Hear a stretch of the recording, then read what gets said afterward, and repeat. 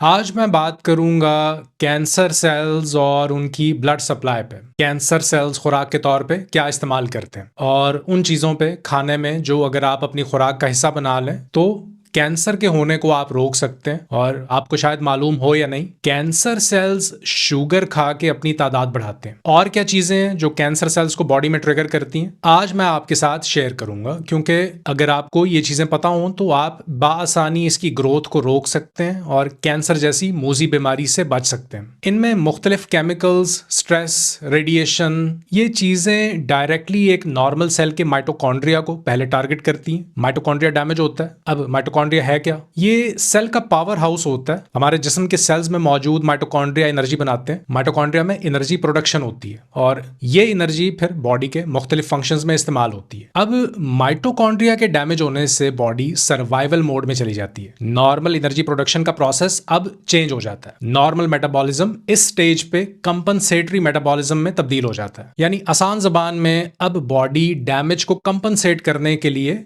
Fermentation के जरिए energy बनाने के मोड में चली जाती है। जबकि पहले ऐसा नहीं हो रहा था। पहले फर्मेंटेशन की बजाय ऑक्सीजन को इस्तेमाल करते हुए सेल्स एनर्जी बना रहे थे। अब mode of energy production change हो गया और इस फर्मेंटेशन में इस्तेमाल होती है शुगर। शुगर को ब्रेक डाउन किया जाता है एज अ फ्यूल सोर्स। फिर उसके बाद एक अमीनो एसिड है जिसका नाम है ग्लूटामीन। इस ग्लूटामीन और शुगर दोनों को cancer cells as a fuel source इस्तेमाल करते हैं। तीसरा फ्यूल सोर्स है बॉडी का कीटोन्स। कीटोन्स पे कैंसर सेल्स गुजारा नहीं कर सकते और कीटोन्स बनते हैं जब आप लो कार्बोहाइड्रेट डाइट पे जाते हैं, शुगर कट डाउन करते हैं। बॉडी के फैट सेल से भी कीटोन्स बनते हैं। तो जब फैट लॉस करते हैं, वजन कम करते हैं, बॉडी के फैट को एज अ फ्यूल सोर्स इस्तेमाल करते हैं। क्योंकि फैट बर्न करने से कीटोन्स बनते हैं। तो नॉर्मल सेल्स कीटोन्स पे जिंदा रहते हैं, लेकिन कैंसर सेल्स और ट्यूमर्स को जिंदा रहने के लिए फर्मेंटेशन की जरूरत होती है। तो अब ग्लूटामीन का क्या करना है? ग्लूटामीन भी तो फ्यूल सोर्स है और ग्लूटामीन आपको बहुत सी खाने की चीजों में मिलता है। सब्जियों में, दालों में, अंडों में, मीट में, डेयरी में, हर चीज में ग्लूटामीन होता है। तो फिर तो कुछ बचता ही नहीं है खाने के लिए। तो एक रीसेंट रिसर्च कीटो डाइट पे की गई है कि कैसे कीटो डाइट ग्लूटामीन की सेल्स में एब्जॉर्प्शन को रोकने में मदद करती है। इस रिसर्च का लिंक मैं इस वीडियो के नीचे भी डाल दूंगा। तो